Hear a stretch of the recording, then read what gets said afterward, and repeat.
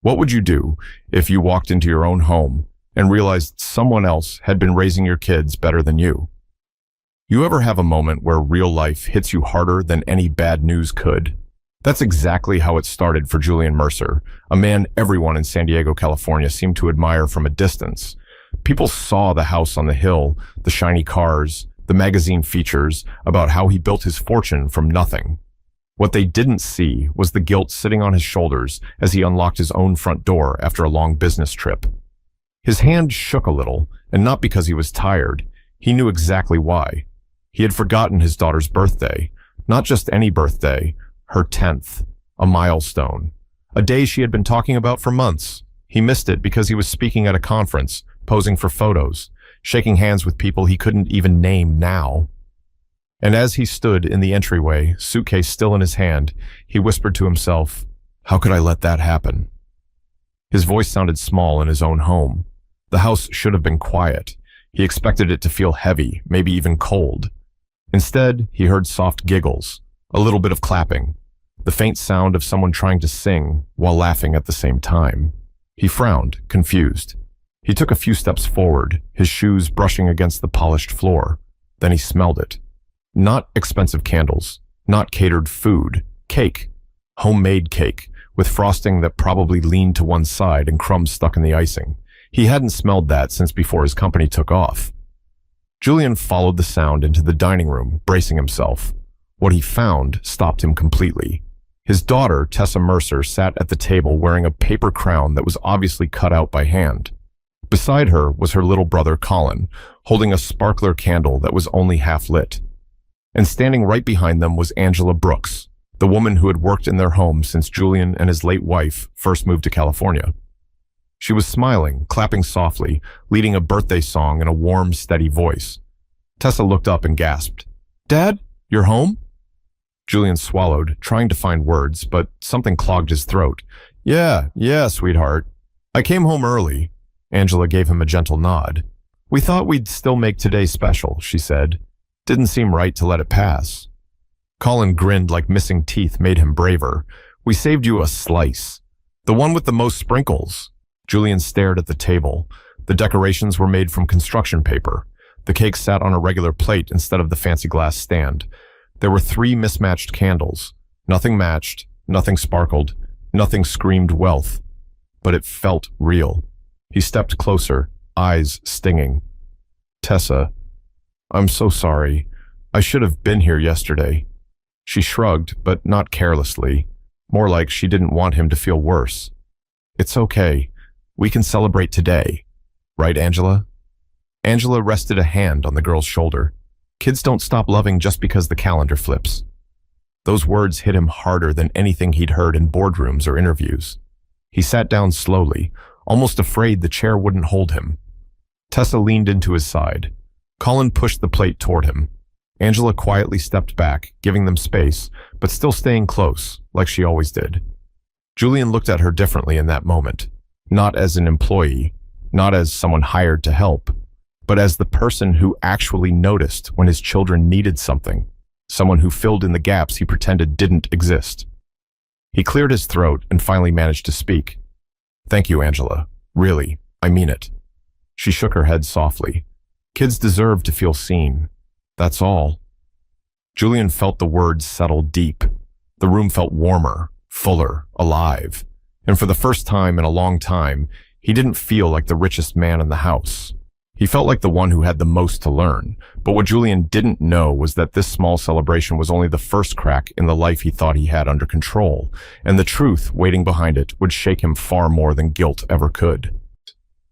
Julian sat at the table longer than he planned, fork hovering over the slice of cake. The frosting leaned to the side just like he expected, and there were sprinkles in the shape of a heart that Colin proudly pointed out twice. Tessa rested her chin in her hands, staring at him like she was waiting for something deeper than words. He took a bite, and it tasted like childhood, like Saturday mornings before life got complicated. "You really came home early?" Tessa asked, her voice small but curious. Julian nodded. "I did. I wanted to see you." Angela raised an eyebrow, not unkindly. "Sometimes wanting has to be paired with showing, Mr. Mercer." He didn't flinch at the correction. He deserved it. He set the fork down and sighed. You're right. Colin swung his legs under the chair, energetic in the way 8-year-olds always are. You missed the magic trick I learned yesterday, but I can show you today. Julian smiled. I'd like that. Tessa looked at the candles again. We were going to wait to light the last one just in case you walked in. She hesitated. I hoped you would. Those words stung more than the guilt from the night before. Hope shouldn't have to feel like a gamble for a child. He cleared his throat and reached out, brushing a strand of her hair behind her ear the way he used to when she was little. She leaned into the touch and it nearly broke him. Angela gathered a few plates, moving quietly, letting them talk. Julian watched her for a moment. She moved through the home like she understood its heartbeat better than he did. She knew which cupboard stuck, which light switch flickered, which hallway made the floor creak. She knew more about his family than he did, and that thought twisted something inside his chest. Angela? He said softly. She paused. Yes? You didn't have to do all this. She gave him a look that was both gentle and firm. I didn't do it for you. That honesty hit him hard. She did it for the kids, for the memory of the woman who used to bake lopsided cakes before she got sick, for the family that had slowly slipped into separate rooms and separate lives. Julian looked at Tessa again. I don't want to miss anything else. I promise. Tessa didn't smile right away. She searched his face, reading him more carefully than a 10-year-old should. Can you stay home tonight? No calls? No meetings? He hesitated, just long enough for her eyes to drop. Angela spoke before he could answer. Kids remember what you choose, not what you say. Julian swallowed. Yes, I'll stay home. No calls. Colin cheered. Tessa let out a breath she'd been holding. Angela gave a small approving nod and carried the plates to the sink. For a moment, everything felt right. The sunlight through the window, the sound of kids whispering to each other, the soft clink of dishes. It felt like a second chance. But second chances usually come with something attached, and even though Julian didn't know it yet, something in the house had shifted long before he walked through the door. Angela turned off the faucet and dried her hands. There's something you should know, she said quietly. About yesterday. Julian frowned. What do you mean? Tessa and Colin stopped whispering. Angela looked at him, steady and serious. She cried herself to sleep waiting for you? Tessa's cheeks flushed. Colin looked down at his shoes. Julian felt the air leave his lungs. He opened his mouth, but nothing came out. Angela continued, softer now. Kids can forgive, but hearts bruise easy at their age. Julian stared at the table, the paper crown, the uneven cake, the candle that hadn't been lit yet. He felt shame, sadness, and something else he hadn't felt in a long time. Fear of losing the people who mattered more than the world ever could.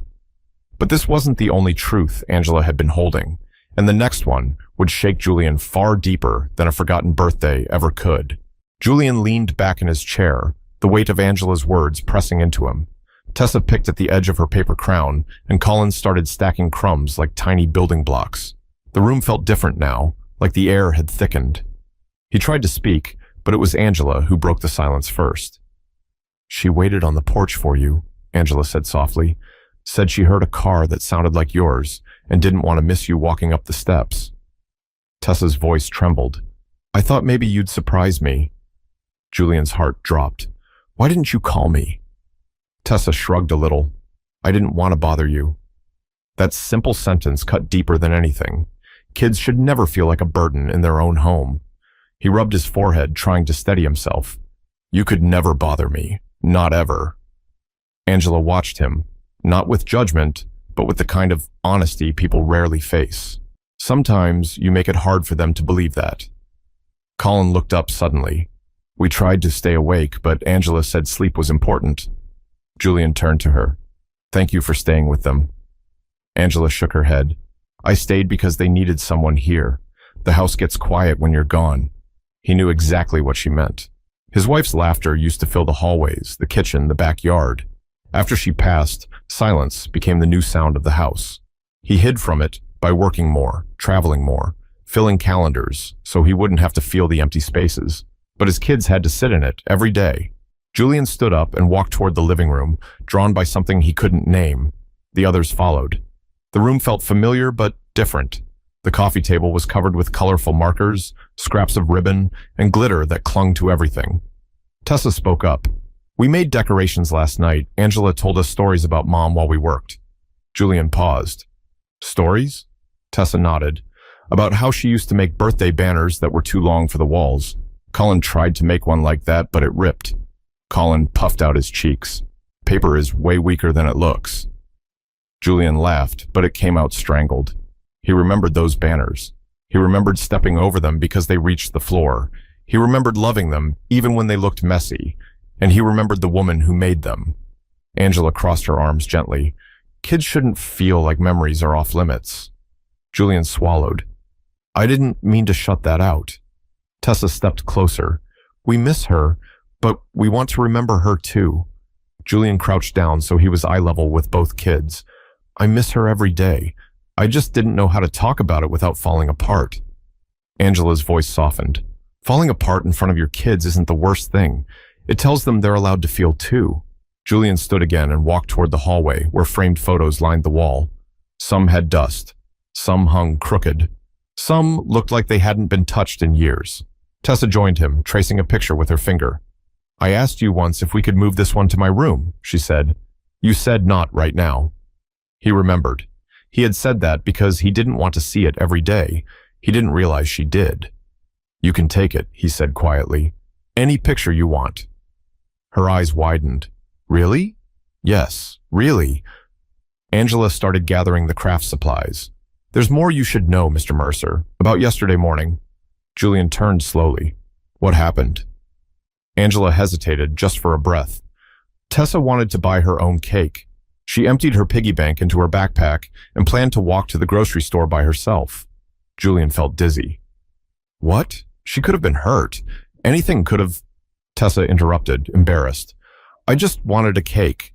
I didn't want Colin to feel sad that there wasn't one. Colin nodded. She told me to stay home, but I wanted to go too.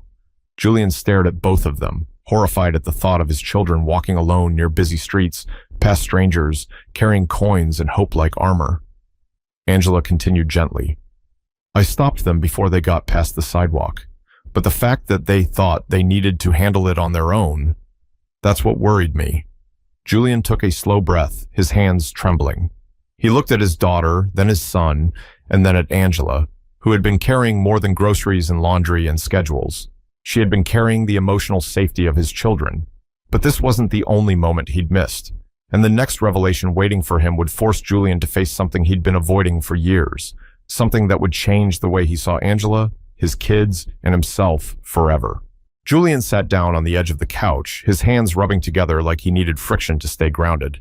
Tessa and Colin settled beside him, close enough to touch but waiting to see if he pulled away. Angela stood near the doorway, not hovering, but present enough to show she wasn't done speaking. Julian looked up at her, voice tight. What else happened yesterday? Angela took a slow breath. It wasn't just the cake. There was something at school, too. Tessa's shoulders tensed. Colin shifted uncomfortably. Julian's pulse picked up. School? Was there a problem? Tessa tried to speak first. It's not a big deal. Angela gently shook her head. It was a big deal to her. Julian turned to his daughter. Tell me. Tessa hesitated, eyes dropping to her lap. They asked everyone to bring a parent to the classroom for the birthday circle. I told my teacher you were coming, but you didn't. Julian closed his eyes for a moment, feeling that sentence like a blow. Sweetheart, I didn't know. Colin chimed in, trying to defend her. She sat by herself. I saw her when I walked past the door. Tessa's voice cracked a little. My teacher lit a candle anyway and said it still counted, but it didn't feel like it. Julian reached for her hand, but she didn't take it right away, not out of anger, out of caution. That hurt even more. I would have been there if I knew. Angela spoke softly. The school sent reminders, 3 of them. Julian looked up sharply. I didn't get anything. Angela held his gaze. They went to your assistant. She marked them as handled. Julian sat back, stunned. Somewhere between meetings, press releases, business flights, and hotel lobbies, even the reminders meant for him had been intercepted. His assistant had been trained to protect his schedule, and in doing so, she had filtered out the only moments that actually mattered. I didn't realize, he whispered. Tessa finally slipped her hand into his, and he held it gently, like it might break. "I didn't want to make you feel bad," she said. "I know you're busy." Julian shook his head slowly. "Busy doesn't matter if I'm missing you." Colin leaned against him, climbing halfway into his lap, like kids do when they forget they're growing. "Are you going to quit your job?" Julian let out a breath that almost sounded like a laugh. "No, but I need to change how I'm doing things." Angela nodded slightly. "That's what they need to hear." Julian stood again and walked toward the hallway, like he needed to move to think. He reached the doorway of his late wife's old art room, now dusty, untouched. He ran his fingers along the frame. "I haven't been in here in years." Angela stepped closer, voice low. "They asked about the room last month." Julian turned. "Why?" Tessa spoke up. "We wanted to paint again, like we used to, but we didn't want to make you sad." Julian pushed the door open. The smell of old canvas and dried paint filled the air. Sunlight cut across the room, landing on jars of brushes still sitting in a glass cup. Nothing had moved since the funeral. Time had stopped there, because he needed it to. He stepped inside, slowly. "This room shouldn't be locked away," he said. His voice wavered. "She wouldn't have wanted that." Angela nodded. "Grief doesn't disappear just because you tuck it somewhere. Kids feel it too." Julian looked around. Photos, unfinished sketches, a jacket still hanging on the back of a chair. His chest tightened. He turned back to Angela. "How did you carry all of this without saying anything?" Angela's expression softened. "I tried to step in where I could, but I can't be their father." Tessa walked into the room and touched one of the brushes. "Can we open the windows tomorrow? It feels dusty." Julian smiled through tightening emotion. "Yes, we'll clean it together." Colin grinned. "Can I paint a dinosaur?" Julian laughed. "You can paint anything you want." Angela watched them, relief showing in her shoulders, but something else too, tiredness. A tiredness that came from holding someone else's family together longer than she should have had to. Julian walked back toward her. "I owe you more than thank you." Angela shook her head slowly. "You don't owe me. You just need to show up now." Those words settled into him like stones. Heavy, grounding, unavoidable. But Angela wasn't finished, and the next thing she was about to reveal wasn't about the kids at all. It was about something Julian had forgotten even existed, and it would force him to confront a truth he had buried far deeper than missed birthdays or unopened reminders. Julian leaned against the doorway, steadying himself as Angela's expression shifted. It wasn't anger, and it wasn't disappointment. It was the look of someone who had been holding something for too long and finally decided it could no longer stay hidden. He felt his stomach tighten. "What is it?" he asked quietly. Angela clasped her hands together. "There's something in the study you haven't looked at. It's been there for a long time." Julian frowned. "In the study? What do you mean?" Tessa and Colin looked between them, sensing the tension, even if they didn't understand it. Angela continued. "It's about your wife. Something she left behind before she passed." Julian blinked, his throat tightening. "That's not possible. She told me everything. We talked about all of it." Angela shook her head gently.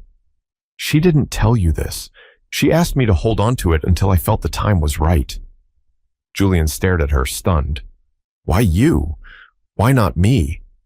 Angela's voice softened. "Because she was afraid you'd bury yourself in work to avoid the pain. She thought the kids would need you more than ever, and she didn't want anything to pull you away from them." Julian took a slow breath. His chest felt heavy. "What did she leave?" Angela motioned toward the hallway. "Come with me. It's better if you see it." Tessa tugged his sleeve. "Can we come too?" Julian hesitated, then nodded. "Yes, you should." They walked together, footsteps quiet on the floor. The study door creaked when Julian opened it, like it hadn't moved in years. Papers were stacked neatly on the desk, awards lined the shelves, and his laptop sat where he'd left it 2 weeks earlier. Angela crossed the room and knelt beside a lower cabinet. "This drawer," she said. Julian crouched beside her and pulled it open. Inside was a small wooden box with his wife's initials carved into the top. He stared at it, breath catching in his chest. His hands shook as he lifted it out. "I haven't seen this in years," he whispered. Angela nodded. She finished it the week before she passed. Tessa looked up at him, eyes wide. "What is it?" Julian sat on the floor and opened the box. Inside were letters, dozens of them. Each envelope had a name written in familiar handwriting. One read, "For Tessa on her 10th birthday." Another read, "For Colin when he feels scared." Another, "For Julian when he forgets he's not alone." Julian covered his mouth with his hand. His eyes filled instantly. He couldn't speak. He could barely breathe. Tessa reached for the letter with her name on it, looking to him for permission. He nodded slowly, wiping his face. She opened it carefully, unfolding the paper like it might crumble. She read silently at first, then her voice trembled as she spoke aloud. "Sweet girl, if you're reading this, it means you've grown into someone even more beautiful than I imagined." Tessa stopped, tears spilling down her cheeks. Colin leaned against her, resting his head on her shoulder. Julian placed his arm around them both, pulling them close. Angela stood a few steps back, giving them space, her own eyes damp but steady. Julian whispered, "Why didn't you tell me sooner?" Angela answered softly, "Because you weren't ready to listen to anything that reminded you of her. Every time her name came up, you left the room or grabbed your phone or scheduled another trip. I didn't want the letters to become another thing you avoided." Julian nodded slowly, realizing she was right. He had spent so long trying not to feel hurt that he forgot feelings were the only thing connecting him to the people still here. Tessa wiped her face. "Mom wanted us to remember her, not hide her." Julian hugged her tighter. "I know, and I'm sorry I made it harder." Colin looked at the remaining envelopes. "Can we read more later?" Julian nodded. "We'll read them together, all of them, when you want to." Angela exhaled, like she'd been holding her breath for months. "There's something else, too. Something she told me to tell you when the time came." Julian looked up, eyes red. "What is it?" Angela met his gaze. "She didn't want you to raise them alone." Julian blinked. "I haven't." Angela shook her head gently. "Not in the physical sense, in the emotional sense. She wanted you to let someone help you, not just with chores, with the heart part." Julian understood, too clearly. He had kept everyone at a distance so he wouldn't risk breaking again. He whispered, "I don't know how." Angela replied, "Then start by learning. They'll teach you. Kids always do." Julian looked at his children, one wiping her cheeks, one leaning against him, trusting without hesitation, and something inside him shifted. Not suddenly, not magically, but genuinely. But even with the letters opened and the truth finally spoken, there was still one more confrontation waiting. One that would force Julian to face the damage his absence had caused and decide whether he was willing to fight for the family he thought he'd never lose. Julian stayed on the floor for a while, the letters still resting in the open box. Tessa leaned against him, and Colin sat cross-legged nearby, tracing the wood grain with his finger. The room felt heavier but also clearer somehow, like a window had finally been opened after years of stale air. Angela stood quietly, but Julian could tell she still had more on her mind. He finally spoke. "There's something you're not saying." Angela nodded once. "There is, and it's about the kids' behavior the past few months." Julian's brow furrowed. "Behavior? I thought everything was fine." Tessa shifted uncomfortably. Colin pulled his knees to his chest. Angela took a slow breath. "Tessa's teacher called twice," she said. "She's been keeping to herself, not talking much, sitting alone during lunch." Julian turned to his daughter. "Is that true?" Tessa shrugged a little. "It's easier that way. When people ask about birthdays or holidays or family nights, I don't know what to say." Julian felt the words land like stones. "You could have told me." She looked at him with a mixture of honesty and hesitation.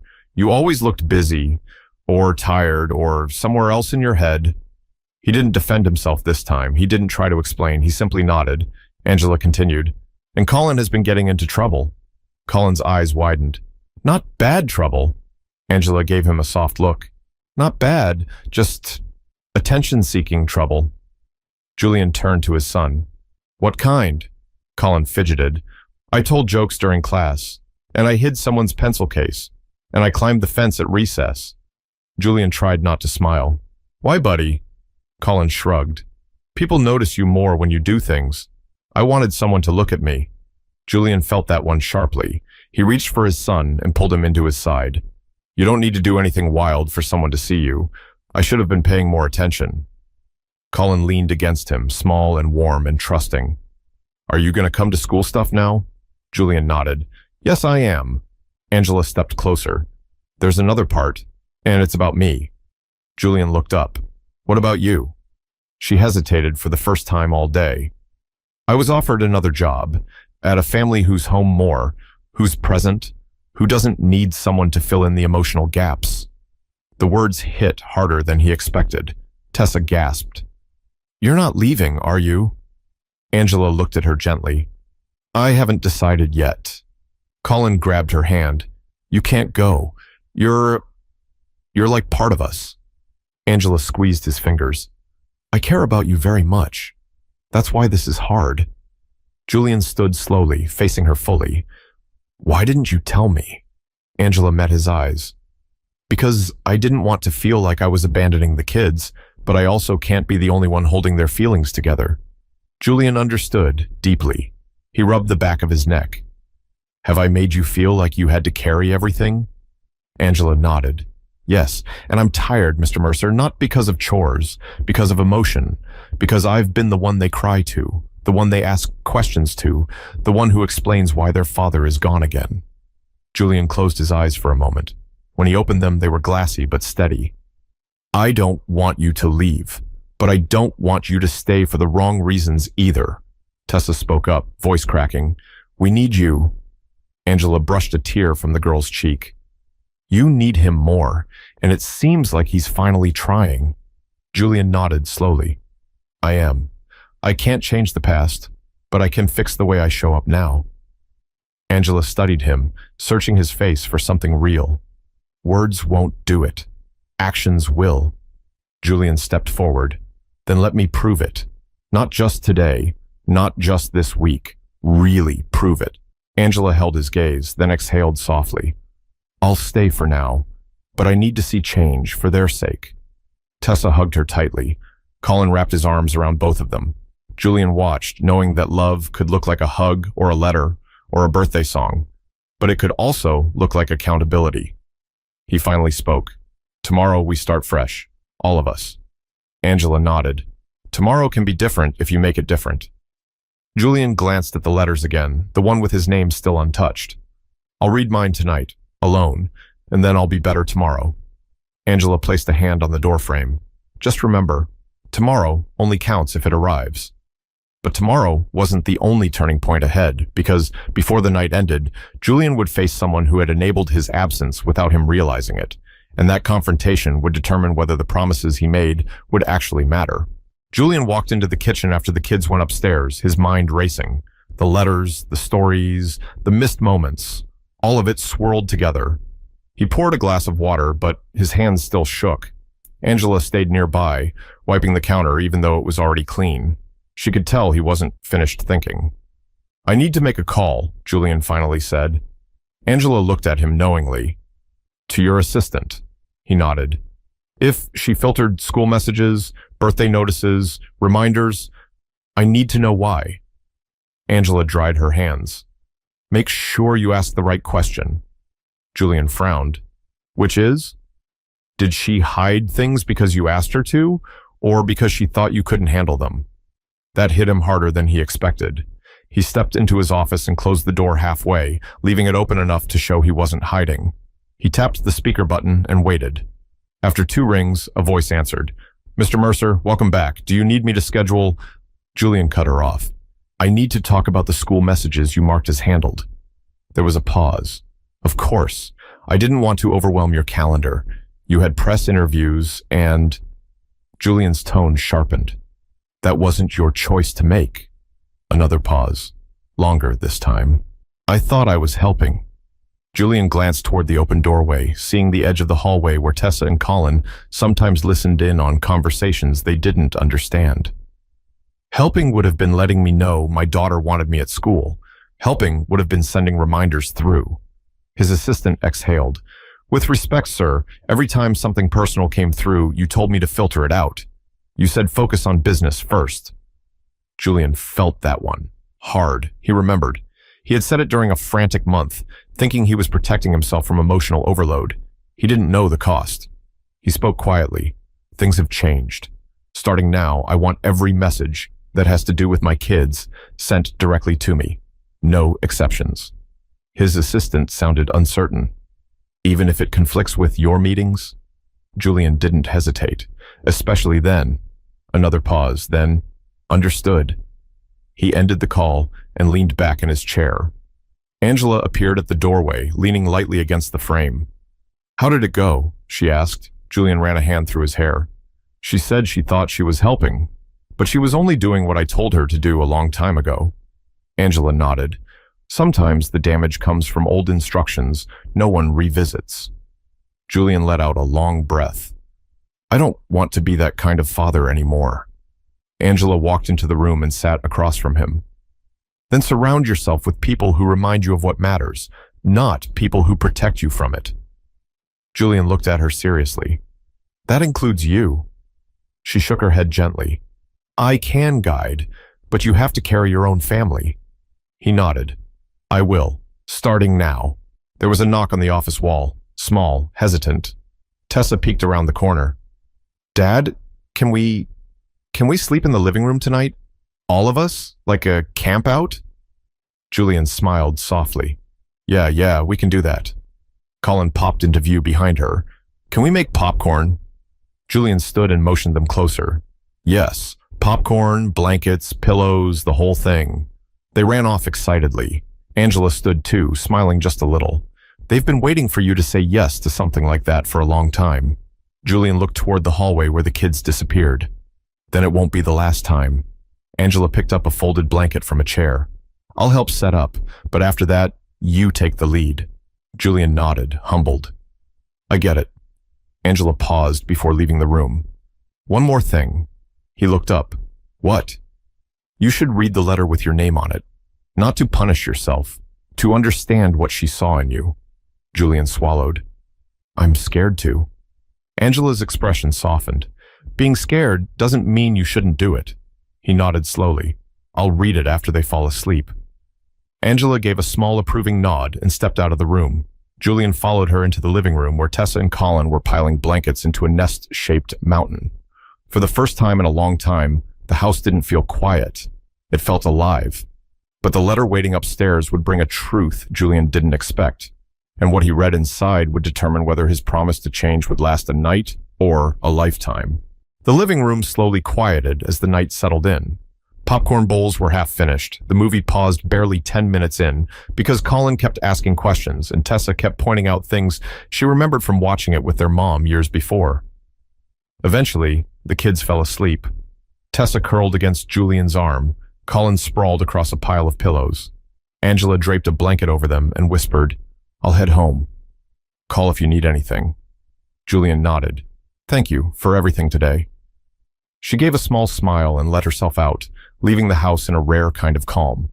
Julian carefully slid out from under the blanket and stood there for a moment, watching his children breathe.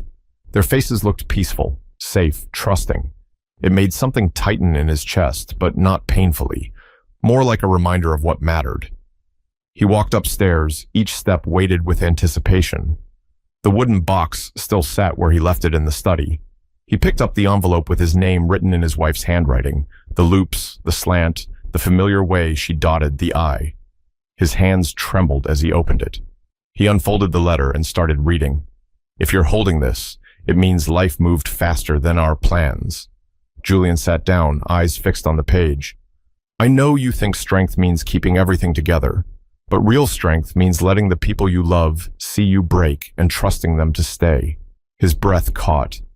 You will try to disappear into work because it's the only place where you feel like you can control the outcome. But our children don't need a provider. They need a father who laughs, who listens, who takes pictures even when his hands are shaking.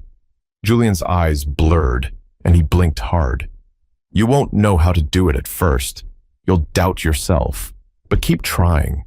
They will forgive every clumsy attempt as long as they feel you're really there. He pressed the paper to his forehead, fighting a wave of emotion. And one more thing, don't shut Angela out. She has more patience than both of us combined, but don't lean on her instead of showing up. She's there to help, not to replace you. Julian exhaled shakily, feeling both exposed and guided. You are not alone even when it feels like it. Love them loudly. Love yourself gently. The letter ended with his wife's name, written the way she always signed birthday cards. Julian sat quietly for a long time, the house still except for the muffled sound of his children shifting in their sleep downstairs. He finally stood, folded the letter, and held it to his chest. Then he went back to the living room, lay down beside his kids, and pulled the blanket over all three of them. Tessa turned slightly and whispered in her sleep, "Dad?" Julian whispered back, "I'm here." And for the first time in far too long, he meant it. The next morning would bring questions, schedules, new habits, awkward attempts, and slow healing, but it would be real, and real was enough to build a life again. And that's the lesson tucked into this story. The people who love you don't need perfection. They need presence. They need effort. They need you to show up before it's too late. If you're watching this and someone came to mind, call them, hug them, apologize, or show up. Don't wait for a wake-up call.